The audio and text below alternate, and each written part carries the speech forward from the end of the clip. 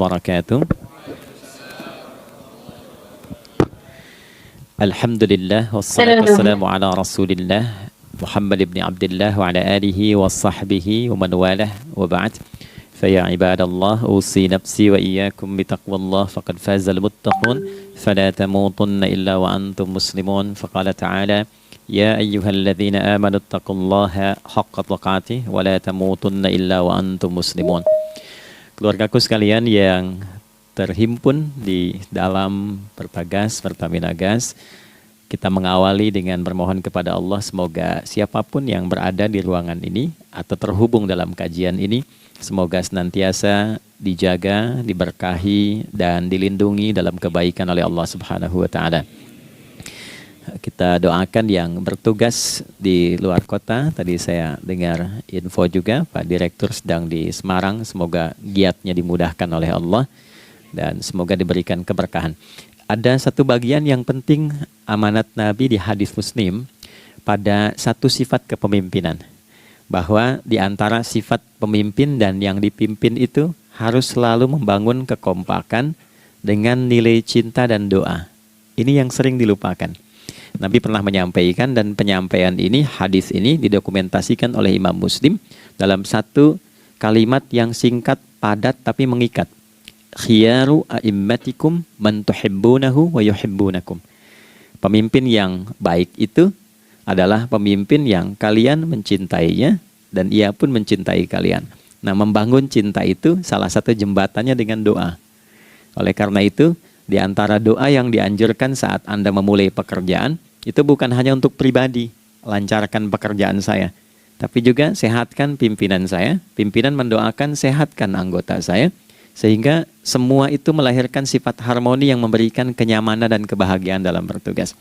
Nah, izinkan saya mengawali dengan itu dulu, karena itu di antara sunnah yang seringkali terlupakan, sehingga bekerja itu lebih banyak dilakukan dengan tekanan menyelesaikan tugas dibandingkan dengan rasa cinta untuk bisa memberikan nilai ibadah di dalamnya. Yang kedua, semoga sholat kita diterima oleh Allah Subhanahu wa Ta'ala. Nah, yang kedua ini tidak cukup dengan amin. Kita harus tahu dulu standar penerimaan itu seperti apa. Dan yang kedua, kenapa harus sholat? Ini poin pokoknya. Mengapa sih umat Islam itu cukup hanya misalnya dengan bersyahadat saja dipandang sudah berislam, lalu berbuat baik? Kenapa mesti ada sholat? Kenapa bahkan yang pokok sampai 5 waktunya? Dan jumlah rakaatnya pun diatur sedemikian rupa, sampai teknisnya pun dijelaskan dengan rinci. Saking rincinya, bila ada yang menyimpang dari rincian itu, maka dianggap sholatnya tidak sah dan mesti diulang. Shallu kama ra'aitumuni usalli. Sholatlah kalian seperti kalian persis melihat aku menunaikan sholat. Dan dalam sholat inilah kemudian ada sanad yang tersambung secara ketat sampai-sampai dalam hadis Muslim nomor hadis 397. Demikian di Al-Bukhari juga diabadikan di nomor hadis 757 oleh sahabat Abu Hurairah. Sanadnya tersambung kepada Khalad bin Rafi Az-Zuraiqi, seorang yang sholat di samping Nabi tapi bermasalah sholatnya. Lalu Nabi meminta beliau untuk mengulangi sholatnya. Sampai 3 kali peristiwa itu hingga beliau berkata, ya Rasulullah au kama qala alimni ma uhsinu ghairah. Ya Rasulullah, tolong ajarkan kepadaku karena aku tak punya pengetahuan lebih dibandingkan dari apa yang telah aku kerjakan. Nah, dari dasar ini melahirkan satu pertanyaan kritis, ya, dan juga perlu argumentasi yang kuat secara syariah mengapa kita menunaikan ibadah salat. Baik teman-teman sekalian, karena waktu kita sangat padat, ya, kita manfaatkan sebaik-baiknya. Saya mohon izin kajian kita akan lebih fokus kepada inti materi sehingga manfaatnya lebih banyak kita dapatkan. Salat satu-satunya amalan di dalam Islam yang mencakup 4 bagian pokok dalam beragama. Jadi ketika seseorang menetapkan dirinya beragama dan ciri satu nilai agama itu bernilai benar, ya, dalam nanti kalau kita mau komparasikan atau kita riset, itu ciri pokoknya ada 4. Satu, ada aspek namanya aspek keyakinan, ya, tauhid atau akidah. Nggak mungkin kan beragama kalau nggak yakin, ya, karena itu pasal 29 ayat kedua itu mengandung nilai keyakinan. Negara menjamin kemerdekaan tiap-tiap penduduk untuk memeluk agamanya masing-masing dan beribadah menurut agama dan kepercayaannya itu. Ya, jadi nggak mungkin kita bisa menghasilkan nilai kepercayaan dan ibadah kalau tidak ada unsur keyakinan. Atau bahasa kitanya disebut dengan iman. Ya, iman itu nanti juga dipaku dalam setiap nilai kebangsaan di konteks Negara Kesatuan Republik Indonesia. Ini yang paling membahagiakan. Jadi mau jadi pegawai apapun itu syarat, ya, salah satu syarat yang melekatnya beriman dan bertakwa kepada Tuhan Yang Maha Esa, gitu kan? Ya, kemarin saya di BPK itu ada 11 bab Romawi, 40 pasal. Ya, di bab yang keempat pasal 13 tentang pemberhentian dan pengangkatan itu ada 11 poin A sampai K. Di poin B yang keduanya syarat menjadi bagian dari anggota BPK itu beriman dan bertakwa kepada Tuhan Yang Maha Esa. Baik, di Undang-Undang Pendidikan Sisdiknas nomor 20 tahun 2003 itu kalau kita baca dari poin menimbang ada 4, di poin B-nya saja sudah ada iman. Ya, Undang-Undang Dasar 1945 mengamanatkan pemerintah mengusahakan satu sistem pendidikan, ya, nasional yang meningkatkan keimanan dan ketakwaan pada Tuhan Yang Maha Esa serta akhlak mulia, baru mencerdaskan kehidupan bangsa. Ya, secara singkat, satu, agama dianggap benar kalau ada doktrin keimanan, ada akidah, ada tauhidnya. Yang kedua, ada ibadahnya. Ya, sebagai pembuktian kita beriman, buktinya apa? Ya kan? Saya beriman kepada Tuhan, kita tetapkan, misalnya Allah. Apa pembuktian keberimanan kita kepada Allah? Ya, kan pembuktiannya itu mesti diwujudkan dalam bentuk sikap. Sikap itulah yang disebut dengan ibadah. Nah, konsepsi ini ada di Quran surah ke-20 Thaha di ayat ke-14. Innani anallahu la ilaha illa ana fa'budini. Ya, sungguh aku tegaskan bahwa akulah Allah, satu-satunya Tuhan yang layak dipertuhankan dan disembah. Ketika Anda mempertuhankan aku, fa'budni, maka buktikan kebertuhananmu kepadaku dengan menyembahku. Karena itu namanya Allah punya dua arti. Satu yang dipertuhankan, kan? Ilahun wahid. Yang kedua yang disembah. Ya, jadi yang dipertuhankan dan disembah. Oke. 3. Yang ketiga harus punya unsur praktikal atau implementatif dalam interaksi kehidupan. Ya, jadi bukan cuma nyembah Tuhan, bimbingan kehidupannya apa? Implementasi dari ibadah itu.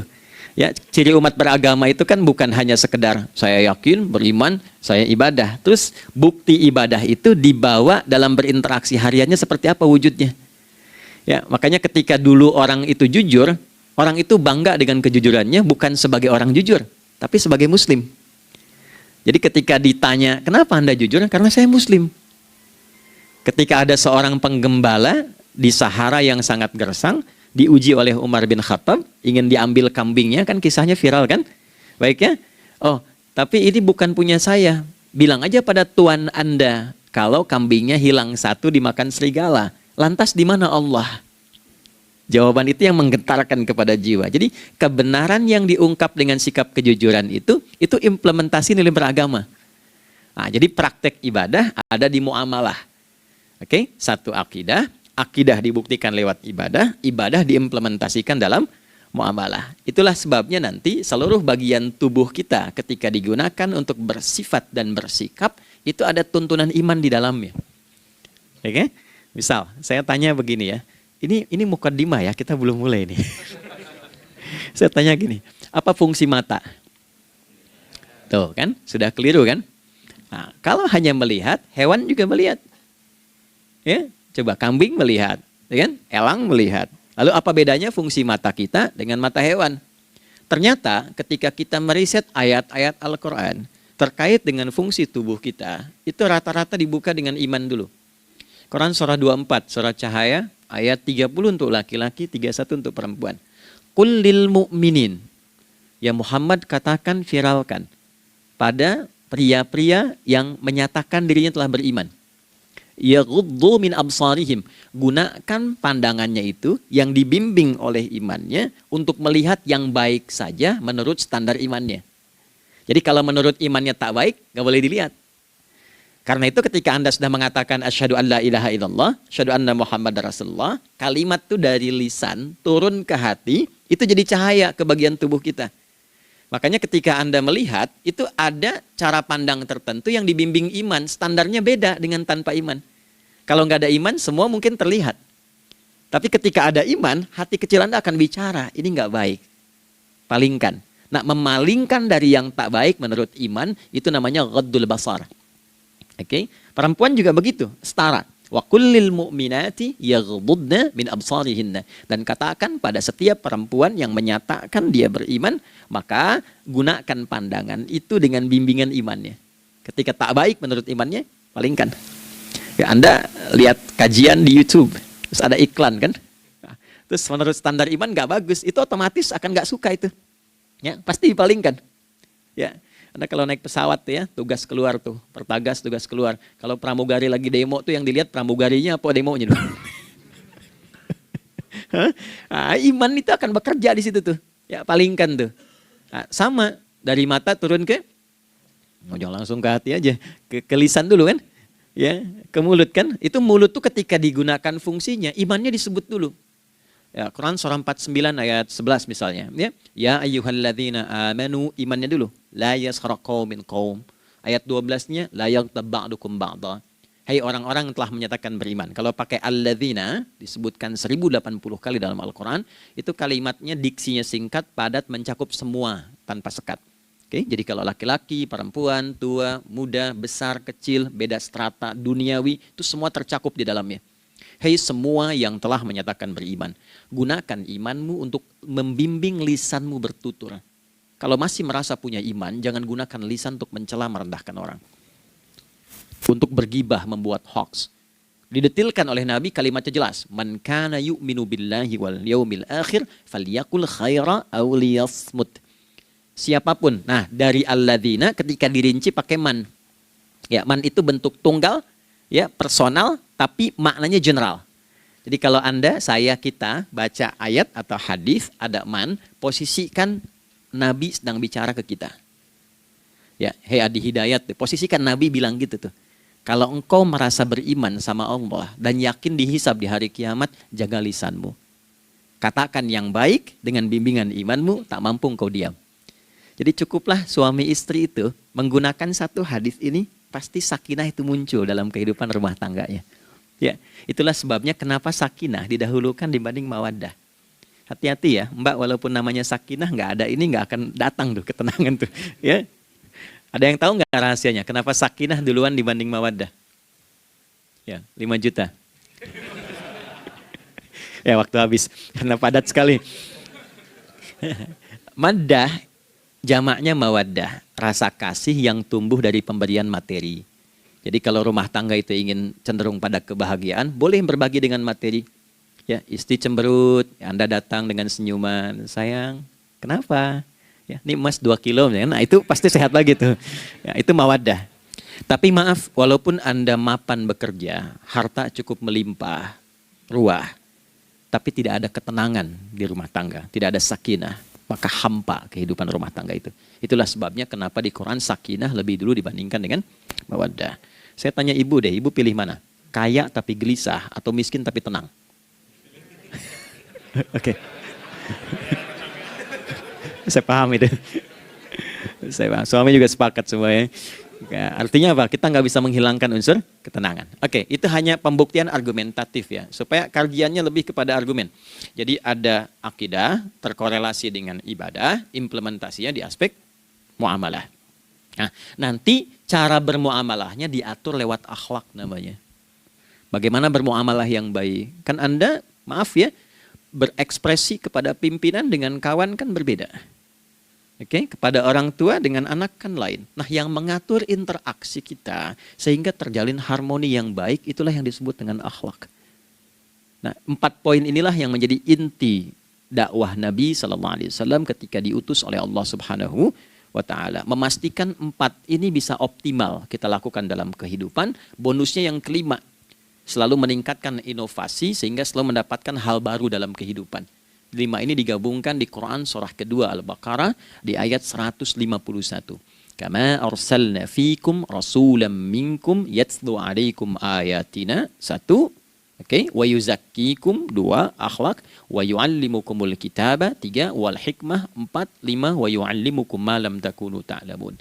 Kelima-limanya ini digambarkanlah dalam bentuk ibadah yang melatih kita sebagai pondasi awal menuju dan memantapkan 5 hal ini, yaitu sholat. Itulah sebabnya kenapa sholat yang pokok dilakukan 5 waktu dalam sehari untuk mewujudkan 5 hal ini dalam kehidupan, dan satu-satunya ibadah yang mengumpulkan 5 aspek ini dalam prakteknya hanya sholat. Hanya sholat. Oke, mari kita detilkan, kita rinci, dan di sini kita akan mulai kajian kita. Yang tadi mukadimah ya. Baik, kita punya 30 menit. Wah, padat sekali. Bismillahirrahmanirrahim. 1. Salat adalah perwujudan iman seorang hamba. Karena itulah kalimat salat pertama kali disebutkan dalam Al-Quran, itu letaknya setelah kalimat iman. Al-Baqarah ayat 3. Alladzina yu'minuna bil ghaibi wa yuqimunas shalah. Orang-orang yang telah menyatakan beriman dan konsisten menjaga imannya. Beda alladzina amanu dengan yu'minun. Amanu telah beriman. Tapi kalau dia komitmen dan konsisten terus menjaga imannya sampai saat dia berpulang pada Tuhannya, maka berubah nanti bentuknya kalau di bahasa Arab jadi mudhari'. Kalau di bahasa Inggris kan tuh punya 3 arti. Present, continuous, and future. Jadi kalaupun sekarang terus berlangsung sampai masa depan pun saya tetap akan beriman. Nah, pembuktian untuk menjaga iman itu pembuktian utamanya pada sholat. Itulah sebabnya satu-satunya amal ibadah dari rukun Islam yang 5 itu, ya, satu-satunya amal ibadah yang disebut iman dalam Al-Quran hanya sholat. Teman-teman boleh buka Quran surah kedua Al-Baqarah di ayat 143. Ya, di pertengahan ke ujung ayatnya. Saya percepat. Wa ma kana Allahu liyudhi'a imanakum. Dan Allah nggak akan pernah menyia-nyiakan sholat seseorang yang dikerjakan karena imannya. Ayat ini turun, ketika ada terjadi pergantian arah kiblat. Dari yang tadinya semula ke Masjidil Aqsa, lalu berputar 180 derajat, beralih ke Masjidil Haram. Nabi sedang berada di luar Madinah. Madinah tempo dulu, wilayahnya nggak seluas cakupan sekarang. Oke, kalau diilustrasikan, area sekitaran Masjid Nabawi sekarang itulah Madinah lah. Di luar itu sudah di luarnya. Nah, Nabi sedang sholat, riwayatnya banyak menyebutkan, ada yang mengatakan zuhur, ada asar, ada maghrib. Di pertengahan itu turunlah Al-Baqarah ayat 144. Qad nara taqalluba wajhika fis sama' falanuwalliyannaka qiblatan tardaha fawalli wajhaka syatral masjidil haram. Maka berputarlah dengan turunnya ayat ini 180 derajat menghadap ke arah Masjid Al-Haram. Problemnya adalah ketika Nabi dan pengiring beliau kembali ke Madinah, area Masjid Nabawi, kan nggak semua masyarakat ikut. Maka virallah informasi itu bahwa kiblat telah beralih ke kiblat awal, yaitu Ka'bah Al-Musyarrafah. Maka penduduk panik pada saat itu. Status sholat kami yang tadi dikerjakan bagaimana? Karena sedang nggak bisa diulang, sudah pindah waktu. Maka turunlah kemudian firman Allah yang Al-Baqarah 143 itu, wa ma kana Allahu liyudhi'a imanakum. Karena engkau mengerjakan sholat itu dengan imanmu, maka Allah nggak menyia-nyiakan imanmu itu. Maksudnya apa? Walaupun arah kiblatnya tidak tahu mengarah kepada sisi yang belum berubah, tetap dihitung pahalanya sempurna karena imannya. Nah, ini nanti yang menjadi landasan turunnya Al-Baqarah ayat 115. Walillahil masyriq wal maghrib fa aina ma tuwallu fa thamma wajhullah. Kalau Anda sedang tugas nanti di lapangan, lalu sulit menemukan arah kiblat. Aplikasi susah karena sinyal nggak masuk misalnya. Oke, kemudian juga matahari agak remang-remang sehingga sulit untuk terlihat patokannya. Maka dengan keyakinan, dengan iman itu, menghadaplah ke arah yang kita yakini, maka berlakulah Al-Baqarah 115. Di saat itu diterima amal ibadah kita sama dengan yang menghadap kiblat dengan dasar imannya.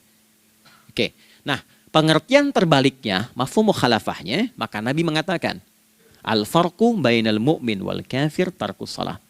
Beda antara orang yang beriman dengan yang belum beriman adalah pada sholatnya. Jadi kalau ada orang mengatakan sudah beriman dan tidak menunaikan sholat, ini artinya keimanannya belum diakui sepenuhnya oleh Allah Subhanahu wa Ta'ala. Jelas ya? Halo, kenapa sedih begini? Maaf, saya terlalu cepat nggak?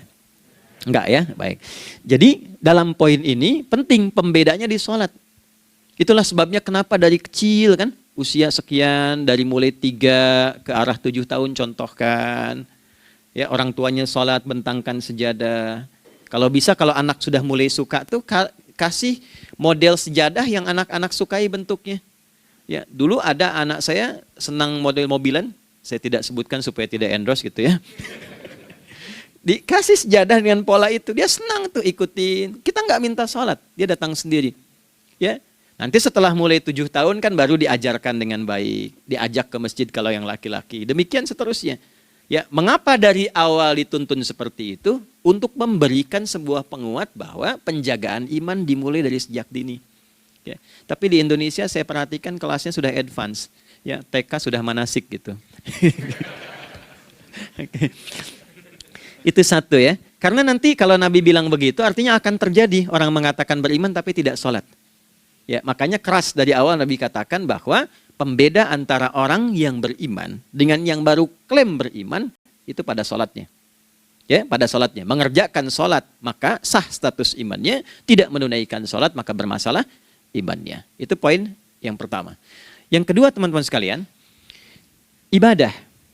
Kita lanjut ya. Sholat adalah bagian pokok terpenting dari ibadah. Nah, di sini kita akan mulai membuka sedikit rahasia terkait dengan aspek ibadah ini.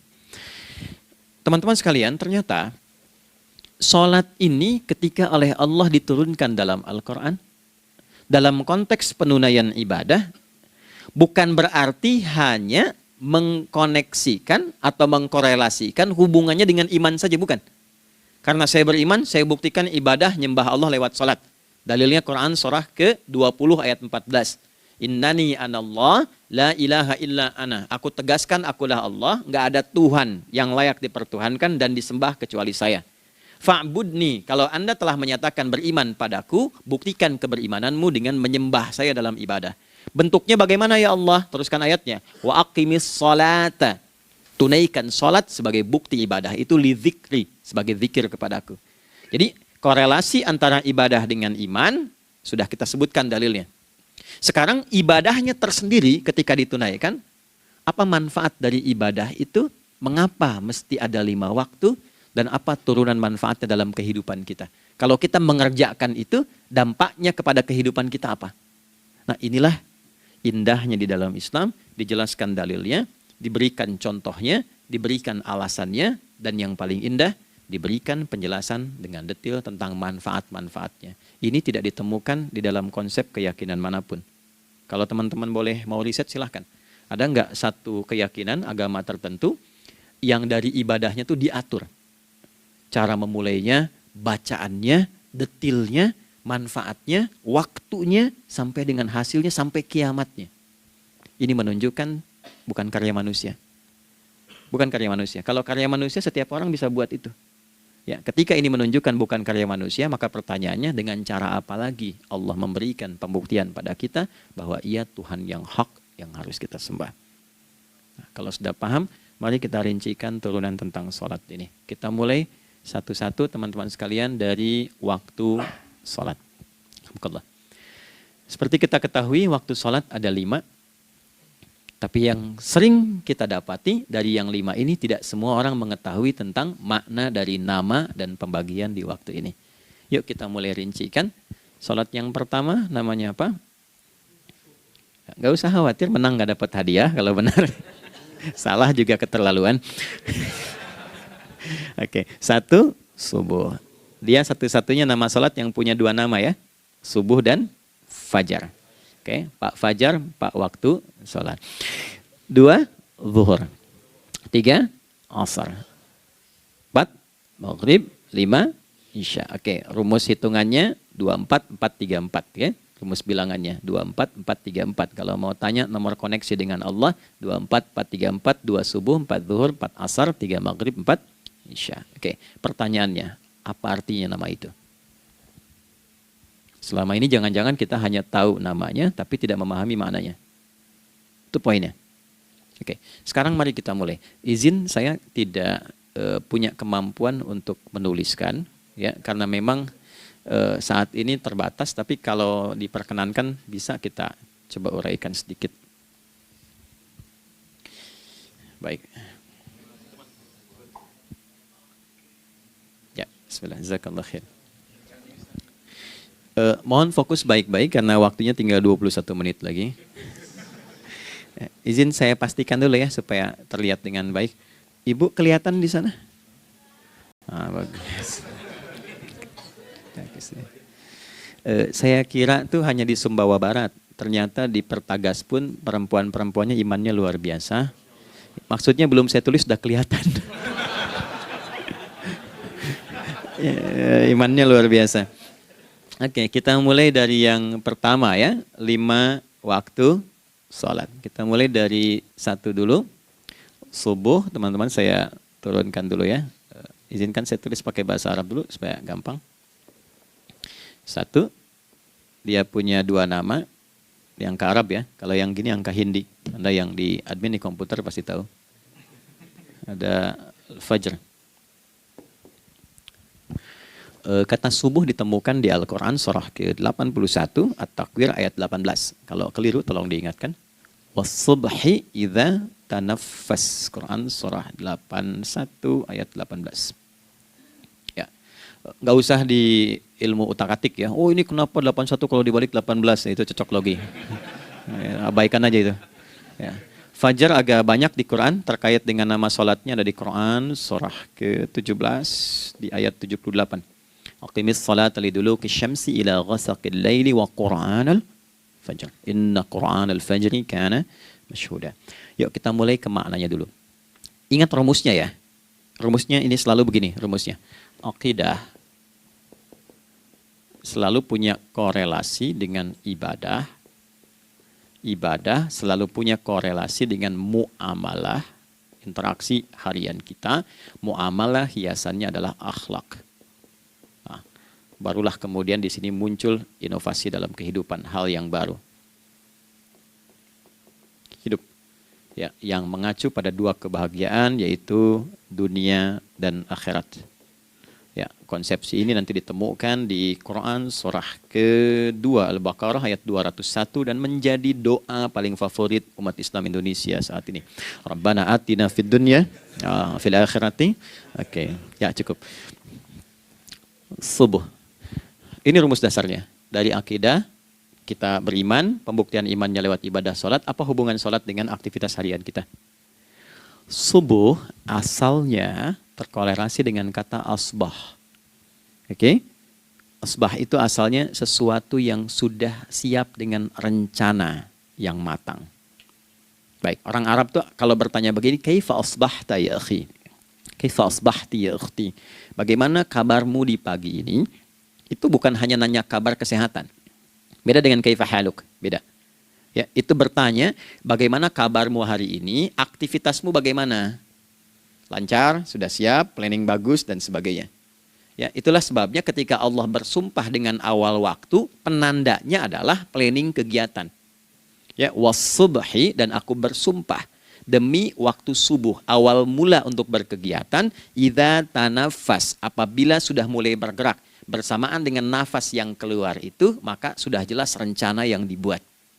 Ya, jangankan kita, semua alam itu, semesta itu seluruhnya bukan hanya bertasbih, tapi beraktivitas dalam tasbihnya. Di waktu subuh, matahari sudah mulai bersinar kan? Ya, dan sinarnya mengambil manfaat loh. Mengandung nilai manfaat, memecah keheningan malam dan menghilangkan kegelapannya. Gelap mulai hilang, datang kemudian sinar yang memberikan kita bimbingan untuk beraktivitas. Tumbuhan dimulai waktu itu sudah mengeluarkan oksigen, menyerap karbon dioksida. Saya waktu di Utrecht, di Delft di Belanda, ya, saya coba ingin membuktikan. Kan adzan nggak terdengar keluar ya. Jadi sebelum waktu subuh itu saya keluar, kebetulan flatnya waktu itu dekat area hutan yang agak rimbun, enak gitu, udaranya bagus. Itu sebelum subuh terasa karbon dioksida. Walaupun cuma beda hampir 1 menit. Tapi begitu masuk waktu subuh, keluar kesegaran yang luar biasa. Oksigen yang keluar. Ya.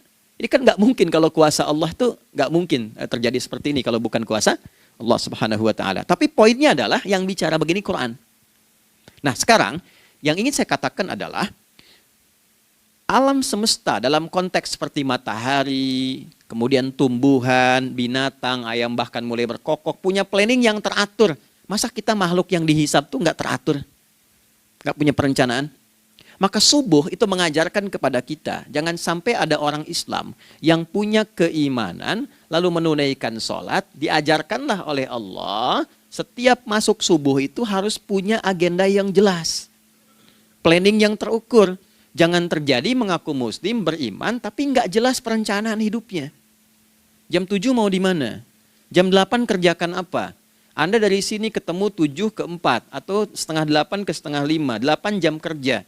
Oke, berangkat jam berapa? Petakan di jalan macetnya di sebelah mana? Ukur sampai kantor tiba jam berapa? Apa yang mau dikerjakan di kantor? Itulah Islam, itulah subuh. Sehingga tidak ada satupun orang Islam di era Nabi mengajarkan beraktivitas kecuali terukur dan teratur. Bahkan Nabi memulai itu evaluasinya di malam hari. Sehingga turun di antara surah Al-Insyirah itu ada ayat yang tegas mengatakan di ujungnya, فَإِذَا فَرَغْتَ فَانْصَبْ. Evaluasi yang telah berlalu di malam hari, evaluasinya menyeluruh sampai ke zikirnya.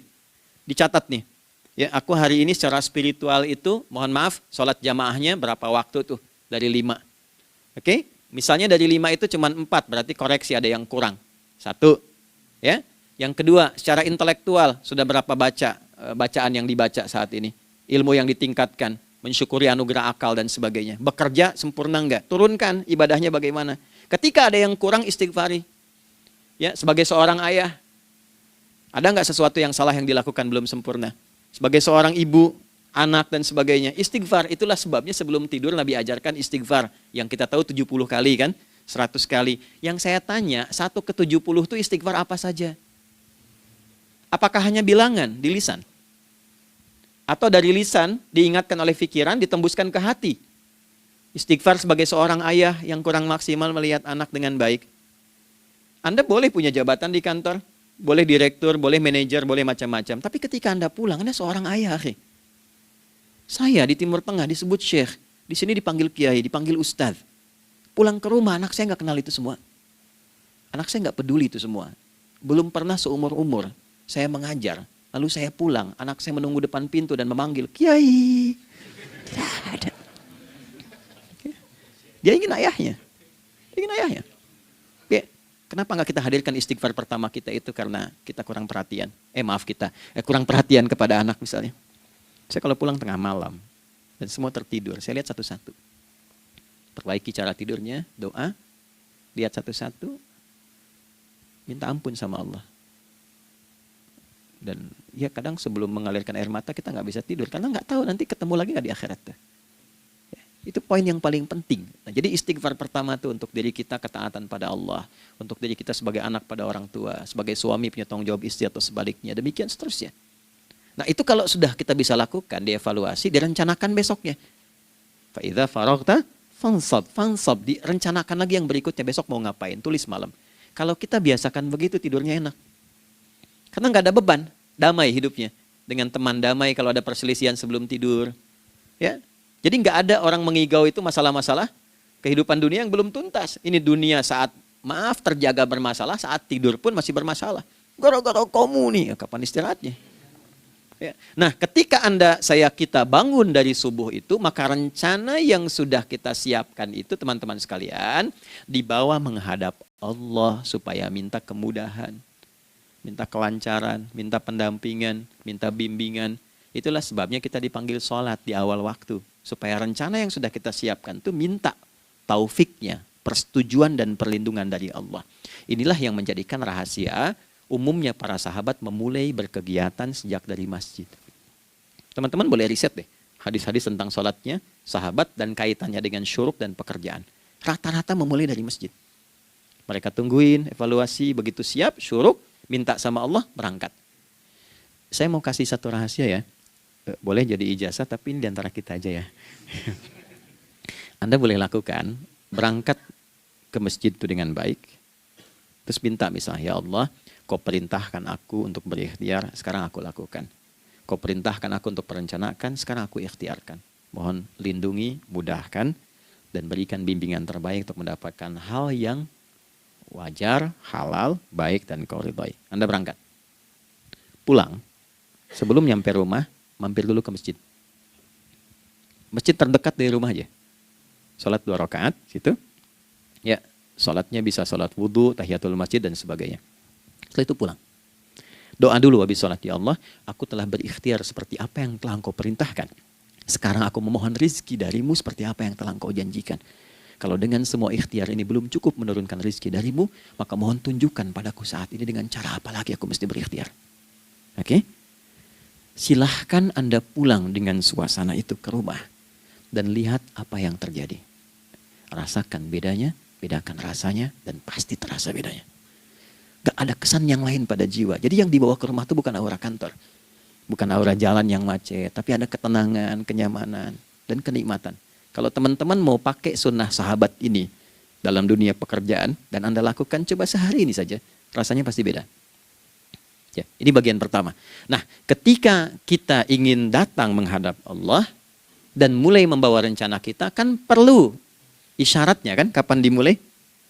Gak bisa tiba-tiba saya bangun jam 3 langsung sholat subuh, kan tidak begitu. Ya kan? Mesti ada satu sinyal dulu, yang dari sinyal itu ada feedback pada diri kita untuk merespon, gitu kan? Nah, pancaran respon atas sesuatu yang memancar akibat satu hal yang terjadi, kalau di gaya itu kan kalau ada gaya gerak, gaya dorong kan? Ya, kalau nggak salah F1 sama dengan F2 kan? Nah, gaya gerak sama dengan gaya dorong. Geraknya dikit, bunyinya kecil kan? Kencang bunyinya, kencang. Terus ada F berbanding lurus dengan P, hukum Pascalnya. Gaya berbanding lurus dengan tekanan, kan? Semakin banyak gaya, semakin tertekan. Nah, respon yang muncul ketika ada satu misalnya gaya, tapi responnya sifatnya materi sifatnya. Ya, misal kalau Anda mau mengebor air, kan? Kemudian keluar terpancar tuh dari bawah itu keluar misalnya air. Nah, itu namanya infajar. Infajar. Dalilnya Quran surah kedua ayat 60. Wa idzistasqa Musa liqaumihi faqulna idrib bi'asakal hajar fanfajarat min husnata asyrata aina. Nabi Musa kata Allah itu kaummu 12 suku minta mata air. Dan nggak tanggung setiap sukunya minta satu, katanya supaya nggak rebutan. Maka Allah firmankan, pukulkan tongkatmu yang kayu. Lihat diksinya detil sekali. Pukulkan tongkatmu yang kayu ke batu itu, maka batu itu akan terbelah dan mengeluarkan pancaran 12 mata air. Ya, tongkat kayu dipukulkan ke batu, batunya yang hancur. Karena Musa seorang nabi, gitu kan? Anda punya tongkat emas, pukulkan ke batu, maka keluar 12 air mata. Gitu ya. Nah ini, infajar. Kalau respon yang keluar itu respon buruk. Misal dalam nafsu, kan suka ada trigger ya yang memancing respon, terus nafsu keluar kan? Ya, apa saja itu? Lihat gambar yang nggak bagus, nafsu keluar, kan? Lihat sendal bagus, nafsu keluar, macam-macam ya. Nah itu fujur namanya, fujur. Hurufnya masih sama, cuma bentuknya berbeda. Fa, jimnya masih ada waw, ada ra-nya, fujur. Quran surah 91 di ayat 7-10. Wa nafsi wa ma sawwaha fa'alhamaha fujuraha wa taqwaha. Fujur tembus ke nafas, nafas memerintahkan yang buruk disebut su. Nafas ketemu su jadi nafsu. Makanya nama lain fujur itu nafsu. Dalilnya Quran surah 12 ayat 53. Wa ma ubarri'u nafsi innan nafsa la'ammaratun bisu. Ya, la'ammaratun bisu'i illa ma rahima rabbi. Oke, nafas ketemu su. Teruskan. Tapi kalau pancarannya pada sifat yang baik. Oke? Membelah sesuatu yang gelap menjadi baik, terbuka, memancarkan respon panggilan yang baik, maka berubah katanya menjadi fajar. Oke? Matahari diperintahkan oleh Allah, diperintahkan membelah kegelapan malam. Keluarlah sinar pertamanya, disebutlah fajar. Kenapa? Karena ada respon kebaikan keluar darinya. Baik, perhatikan baik-baik Quran surah kedua ayat 187. Wa kulu washrabu hatta yatabayyana lakumul khaytul abyadu minal khaytil aswadi minal fajar. Itu untuk matahari. Kita lagi tidur enak-enak, sudah nyiapin rencana malam-malam. Tiba-tiba ada panggilan. Allahu Akbar, Allahu Akbar. Itulah tandanya hati kita mengkonfirmasi iman kita dalam diri kita. Cepat, sudah adzan. Pernah begitu? Nah, konfirmasi itulah dalam bahasa lain yang disebut dengan fajar namanya. Datang. Jadi waktunya matahari membelah disebut dengan fajar, konfirmasinya pun disebut dengan apa? fajar. Ya, jadi bersamaan waktunya dengan dua hal itu. Datanglah panggilan. Itu yang dimaksud Quran, hubungan iman dengan konfirmasinya sampai ke sholatnya ada di Quran surah 8 ayat 2. Innamal mu'minuna iman. Alladzina idza dzukirallahu adzan. Wajilat qulubuhum iman. Jadi begitu ciri iman itu ada dalam jiwa, dipanggil lewat adzan, kan? Allahu Akbar, langsung merespon, ya Allah sudah adzan. Walaupun setelah adzan ada lagi getaran, baru adzan belum qomat gitu kan. Nah, misal ya. Nah, tapi inilah fajar. Jadi maksudnya rencana Anda ini agak jarang dibahas ya. Mohon maaf, ilmu ini agak jarang. Jadi jangan Anda bilang saya bid'ah, bukan. Ya, bukunya ada, referensinya ada. Cuman karena jarang dikaji, jangan sampai kekurangan pengetahuan menghukumi yang tahu jadi salah gitu. Ini poinnya. Jadi saya kalau bahas satu masalah itu bukunya saya kumpulkan. Tafsir awal sampai akhir yang ada apa, buku-buku tentang sholat apa, baru kita keluarkan. Jadi bagian topik-topik tertentu yang dibahas. Problemnya ketika membahas tentang ibadah cuma dua. Satu tentang bacaan, doanya apa. Yang kedua tentang gerakan, bagaimana mengerjakannya. Yang ketiga jarang dibahas, hikmahnya apa. Padahal rumus dalam ibadah itu dalam fikih tiga-tiga mesti dipakai. Ini Quran surah kedua ayat berapa? Ayat 129. Rabbana wab'ats fihim rasulan minhum yatlu 'alaihim ayatika ini wa yu'allimuhumul kitaba ini wal hikmah ini. Barulah kita mendapatkan sesuatu yang baru. Ya. Ini wa yuzakkikum dan di 151 Al-Baqarah wa yu'allimukum ma lam takunu ta'lamun. Jadi ini bukan ilmu yang baru, bukan, belum tahu saja. Jadi selama ini yang kita kerjakan jangan sampai terbatas pada ritualnya saja untuk mencukupkan ini. Hubungan ritual dengan ini apa gitu. Ya, jadi subuh ini mengkonfirmasi bahwa ada satu keteraturan dalam kegiatan kita. Ya, alhamdulillah. 2, siang. Oke, setelah subuh, fajar, sholat apa? Zuhur. Oke, saya tanya pada Anda, zuhur itu artinya apa? Sudah, cukup katakan wallahu a'lam. Waktunya terbatas ya. Sahabat ditanya nggak tahu wallahu a'lam. Anda sahabat bukan, tabi'in bukan. Zuhur. Waktu tinggal 4 menit lagi. Oke, teman-teman, kalau kita jeli, ini kan sholat dikerjakan di siang hari kan? Siang itu bahasa Arabnya nahar. Naharun itu siang. Tapi kenapa sholatnya zuhur? Kok nggak sholat nahar gitu? Ya, lohor, ini paksain tuh. Ini zuhur, lohor. Ya. Terus sore, biar nyambung cepat. Sore, bahasa Arabnya kan masa. Masa al-khir, selamat sore. Kenapa kok sholatnya asar? Kok sholatnya namanya asar? Oke? Maghrib, Isya. Isya kan malam kan? Kenapa nggak lail? Lail itu kan malam. Kalau ada yang istimewa di malamnya, itu lailah namanya. Makanya ketika turun Al-Quran disebut Lailatul Qadar. Karena malamnya istimewa. Beda, lail dengan lailah itu beda. Lail itu waktu malam, lailah ada yang istimewa di malam itu. Ya, jamaknya lail, layali, lela, lili, lala, itu malam. Ibu lili, ibu malam-malam. Ya. Zuhur artinya jelas, terang. Ada idhar, dibaca dengan jelas, terang. Gak boleh dengung. Man amana. Itu kan? Ya. Min husni, harus jelas. Ya. Ada a, jelas. Zuhur kenapa disebut zuhur? Untuk evaluasi kegiatan kita dari setengah hari. Sudah jelas belum hasilnya? Ya, Anda punya rencana di sini, evaluasi di siang. Jelas gak hasilnya? Pekerjaan Anda yang sekarang diamanahkan dari pagi jam 7 sampai sekarang, evaluasi dulu. Dicek, jangan cuma ditinggalkan. Oke, saya sedang kerjain, tinggalin dulu sholat. Bukan begitu. Ketika akan sholat, Anda cek dulu. Dari ke siang itu tengah hari, bagaimana hasilnya? Ada yang perlu disempurnakan nggak? Ya, ketika ide-idenya mulai mentok, ada yang belum selesai, datang dulu sholat, tenang lagi. Saat tenang itulah dirumuskan kembali pelan-pelan. Kan lumayan dari jam 12 sampai jam 1. Diisi dengan baik, dilihat. Itu baru dunia ini. Kan kita ngejar ini juga.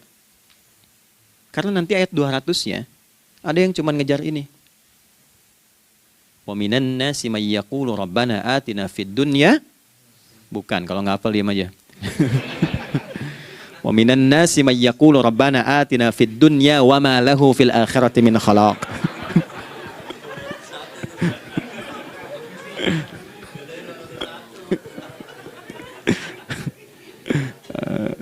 Paham kan? Dan di antara manusia ada yang fokusnya hanya dunia yang dikejar, sehingga nggak kebagian akhiratnya. Padahal dia tahu dia mau pulang. Yang lebih aneh lagi, pengen pulang surganya Firdaus dekat dengan Nabi. Tapi tiap hari kerjakan dunia, dunia lagi, berangkat gelap, pulang gelap, terus meninggal gelap juga. Ini kan repot. Nah, maka mesti investasi kan. Anda kalau tugas keluar kan, apalagi keluar negeri kan hukumnya beda. Bekalnya pun tidak sama. Anda tugas ke Amerika, mata uangnya sudah beda, hukumnya sudah beda. Terus pengen pindah ke alam barzah, pengen hukumnya sama dengan dunia, mustahil. Ya, makanya dimensinya beda, keadaannya tidak sama. Baju yang dipakai kan beda. Barang-barangnya nggak sama. Makanya disebut telah meninggal dunia, meninggalkan semua yang melekat pada dunia. Pindah ke alam lain, persiapan menuju titik akhir yang tidak ada ujungnya lagi. Nggak ada pembuka lagi. Jadi sudah ujung begini, nggak ada ruang lagi yang lain. Itu akhirat namanya. Makanya di sini cuma dua pilihannya. Kalau nggak ke surga, nah itu. Ya. Apa investasi yang ada di sini? Maka siang itu dicek dulu. Pekerjaan jadi ibadah nggak? Tadi niatin ibadah nggak waktu berangkat dari rumah? Kan? Waktu ngetik, waktu ngerjain di kantor, jadi ibadah nggak? Kalau ibadah, Anda nggak mungkin berbuat kriminal. Anda nggak mungkin berbuat maksiat. Nggak mungkin nipu, nggak mungkin nyogok. Nggak mungkin korupsi. Kan lagi ibadah. Nggak mungkin curang. Kan lagi ibadah. Anta budallaha ka'annaka tarah. Anda itu mengerjakan segala hal sebagai ibadah, merasa diawasi Allah. Fa in lam takun tarah fa innahu yarak. Kalaupun Anda merasa nggak melihatnya, Anda yakin Anda dilihat. Itulah kerja pakai iman, maka ini di bawah akidahnya. Jangan ditinggalkan. Nah, inilah yang selama ini kita butuhkan. Ya. Inilah yang melahirkan nilai etik, makanya ada yang dalam jiwa. Takwa itu kan dalam jiwa, melahirkan etos. Etos mendorong kepada logos, logos melahirkan patos. Kepantasan dalam bekerja. Jadi Anda sekuat apapun ilmunya, kalau nggak punya etos, itu rusak. Jadi tidak cukup akal sehat. Jiwa yang sehat itu lebih penting. Banyak orang akalnya, saya ingat, akal itu tidak memberikan perintah. Dia hanya merumuskan satu instruksi dalam jiwa supaya mudah dilakukan dan dieksekusi oleh fisik. Jadi akal yang sehat itu seberapa pandai ilmunya, seberapa cepat mengeksekusi perbuatan. Tapi kalau yang dieksekusi itu dari perintah nafsunya, masalah. Habis saja waktunya tuh. Ya. Ini gimana ini? Tolong jawab loh. Nah, teman-teman karena sudah habis waktu jam 1, kita baru zuhur ini. Nah, yang paling menarik itu gini, yang paling menarik kalau ada orang belum sadar sampai zuhur tentang akibat kehidupan ini, maka muncullah asar. Apa asar itu? Kenapa mesti disebut dengan asar? Dan apa manfaat istimewanya asar kepada jiwa kita? Itu di kesempatan lain kita akan bahas. Teman-teman, waktunya sudah habis. Ya, saya menghargai Anda, kan tidak boleh juga saya ngajarkan tapi mengambil yang sesuatu yang tidak tepat ya. Kita buktikan keimanan kita dengan mengerjakan amanah pekerjaan di tempat ini dengan baik, waktu digunakan dengan baik. Kita saling mendoakan supaya semua kita dijaga oleh Allah Subhanahu wa taala. Maafkan saya, lain kesempatan kita berjumpa kembali untuk melanjutkan apa yang telah kita bahas hari ini. Mari kita berdoa, semoga doa kita diterima oleh Allah Subhanahu wa taala. Allahumma taqabbal minna innaka antas sami'ul alim wa tub 'alaina innaka antat tawwabur rahim. Nahmaduka kama 'allamtana an nahmadak wa nashkuruka syukran kama 'allamtana an nashkurak. Antal muqaddim wa antal muakhir bi yadikal khair innaka 'ala kulli syai'in qadir. Ya Allah, kami memujimu seperti Engkau mengajarkan kami untuk memuji dan bersyukur atas segala nikmat-Mu seperti Engkau bimbing kami untuk mensyukuri segala nikmat-Mu. Allahumma salli wa sallim wa barik ala habibikal karim rasulikal mustafa al-amin sayyidina Muhammadin wa ala alihi wa sahbihi ajma'in. Ya Allah, anugerahkan kami kemampuan untuk terus bersalawat pada Rasulullah, sehingga dengan itu kami mendapatkan kemampuan yang baik untuk meneladani kemuliaan beliau dalam beraktivitas kehidupan. Rabbana la tada' lana fi maqamina hadza dhanban illa ghafartah. Ya Allah, jika ada pendosa hadir di ruangan ini atau terhubung dalam kajian ini, maka jangan biarkan ya Allah ia meninggalkan tempat ini dan kajian ini kecuali Engkau telah ampuni seluruh dosa-dosanya. Wala hamman illa farajtah. Ya Allah, jika ada satu di antara kami yang menghadiri kajian ini membawa kegelisahan,